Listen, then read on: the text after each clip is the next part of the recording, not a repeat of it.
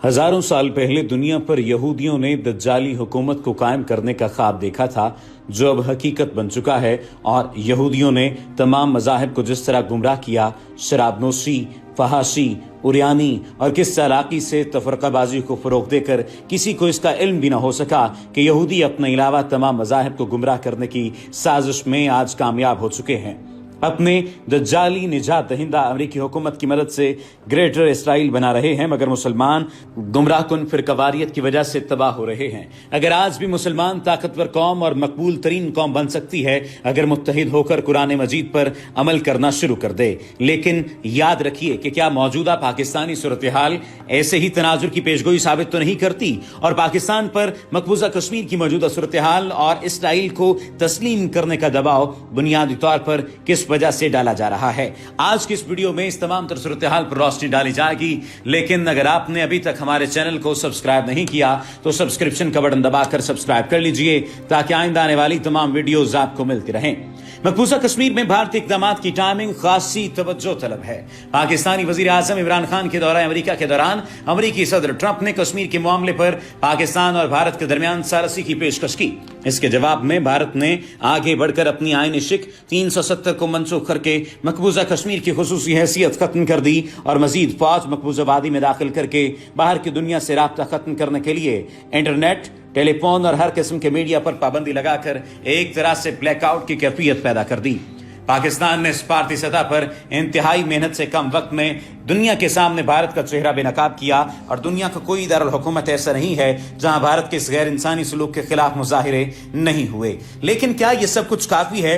क्या अमेरिका और भारत के दरमियान कोई खुफिया मफाहमत थी कि अमेरिका ऊपर से जुबानी कलामी मजामत करेगा और भारत आगे बढ़कर अपना काम दिखा दे? पाकिस्तान चूंकि मुआशी बहरान की वजह से आलमी मालियाती इदारों के शिकंजे में है, और दूसरी जानिब ग्रे और ब्लैक लिस्ट के चक्कर में FATF की तलवार इसके सर पर लटक रही है, इसलिए भारत आंखें बंद करके मकबूजा कश्मीर को हड़प कर ले और पाकिस्तान के एहतजाज पर इसे बावर कराए कि अब मकबूजा नहीं बल्कि आजाद कश्मीर की सूरत हाल पर मुज़ाकरात करो। इस हवाले से पाकिस्तान के दोस्त अरब मुल्कों के हवाले से भी राय आमा में खासा गम और गुस्सा भी पाया जाता है कि वो पाकिस्तान का साथ देने की बजाय भारत को तिजारत में तरजीह देकर मोदी की मुस्लिम कुछ पॉलिसियों में एक तरह से उनका साथ दे रहे हैं। दूसरी जानिब ये खबरें भी गर्म हैं कि इसराइल भारत में अपने फजाई अड्डे कायम करने का प्लान तरतीब दे रहा है, ताकि यहां पर मुस्तकिल कदम जमाकर एक तरफ पाकिस्तान के खिलाफ मुश्तरका इक़दाम किए जा सकें तो दूसरी जानिब पाक चीन इक़्तिसादी राहदारी का बंदोबस्त किया जा सके। अगर हम आज दुनिया के मामलात का जायजा लें तो हमें मालूम होगा कि इंतहाई मनसूबाबंदी के साथ तमाम दुनिया को एक मुआशी हैवान में तब्दील कर दिया गया है, जबकि जंगें मजहबी और नस्ली बुनियादों पर लड़ी जा रही हैं। जबकि इस दौरान मुस्लिम ममालिक को मजहबी इंतहा पसंदी से दूर रहने का सबक सिखाया गया है, जिस पर अरब हुकूमतें इंतहाई फरमाबरदारी से अमल पैरा हैं। मुआशी हैवानियत से भरपूर इस दुनिया में इंसानों को उनके अकायद या मजहबी हम आहंगी की बुनियाद पर नहीं देखा जाता, बल्कि ये देखा जाता है कि जाहिरियत करने वाले मुल्क के साथ बाकी दुनिया के मुआशी ताल्लुकात कैसे हैं, किस हद तक यहाँ सरमायाकारी की जा चुकी है और मजीद कितने की उम्मीद की जा सकती है। इस तसव्वुर से बाहर चाहिए मुसलमानों का कत्लेआम ही क्यों ना हो रहा हो, जैसे मकबूजा कश्मीर, मकबूजा फलस्तीन, बर्मा के मुसलमानों और चीन के मुसलमानों का क्या हाल हो रहा है। मगरबी दुनिया तो एक तरफ, खुद मुस्लिम हुकूमतों को इसका कुछ भी इल्म नहीं है और ना ही इससे कुछ गरज है। मुत्तहिदा पाकिस्तान में मशरकी पाकिस्तान की जंग लड़ने वाले उम्र रसीदा अफराद को दुनिया की आंखों के सामने फांसियां दे दी गई। क्या हमने इस जालिमाना इक़दाम के खिलाफ एक लफ्ज भी मुंह से निकाला? तो जवाब में हां तो मिलता ही है, लेकिन किस तरतीब पर निकालना चाहिए था, इसके लिए हिकमत अमली क्या होनी चाहिए थी, ये बहुत अहम सवाल है। मकबूजा कश्मीर के अलावा भारत के अंदर भी मुसलमानों को जिस बेदर्दी से कत्ल किया जा रहा है, क्या आलमी बरादरी और खास तौर पर मुस्लिम बरादरी इस बात का नोटिस ले रही है? मकबूजा कश्मीर में कई दहाइयों से कश्मीरी मुसलमानों पर जुल्म के पहाड़ तोड़े जाते रहे हैं। क्या हमारे सियासतदानों ने मुल्की लूटमार से फुर्सत मिलने के बाद कभी इन कश्मीरियों की आवाज बनने की कोशिश की और पाकिस्तान के हिस्से के पानी को रोकने के लिए भारत दुनिया की नाक तले बंद बांधता रहा? क्या कभी इस आबी जाहिरियत के खिलाफ बड़ी मंसूबाबंदी की गई? जब यह सब कुछ हमारी जानिब से नहीं हो सका तो फिर दुनिया को क्या पड़ी है कि वो पराई आग में कूदे और फिर हमारा साथ दे। ये बात बहुत अहम है। हम इस बारे में पहले भी खबरदार कर चुके हैं। अमेरिका अफगानिस्तान में मुकम्मल साथ न देने की पाकिस्तान को सजा जरूर देगा।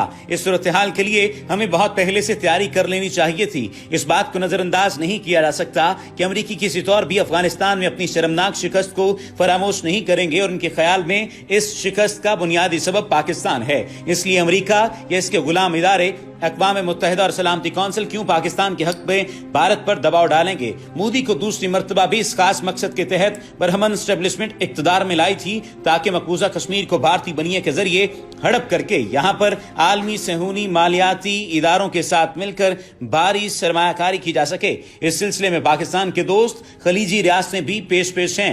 इसी वजह से मकबूजा कश्मीर को हड़प करने के बाद मोदी को इंतहाई मनसूबाबंदी के तहत मगरबी ममालिक के साथ साथ खलीजी रियासतों के दौरे पर भेजा गया ताकि वहां मिलने वाले अवार्ड की शक्ल में पाकिस्तान को बावर कराया जा सके कि इस सारे मामले में इन खलीजी रियासतों के सामने पाकिस्तान कहां खड़ा है या इसकी अहमियत क्या है। लेकिन हिकमत अमली का तकाजा यह है कि हम इस हवाले से रद्द अमल देने में जल्दी न करें, क्योंकि ये खलीजी रियासतें हमें भी मुश्किल वक्त में मदद देती रही हैं। हम चीन को अपना सबसे बड़ा दोस्त कहते हैं, इसमें शक भी नहीं है, लेकिन चीन की सबसे बड़ी सरमायाकारी खुद भारत के साथ है। इसलिए ये सोचना कि कोई दोस्त हमारी जंग लड़ेगा अहमकों की जन्नत में रहने के मुतरादिफ है।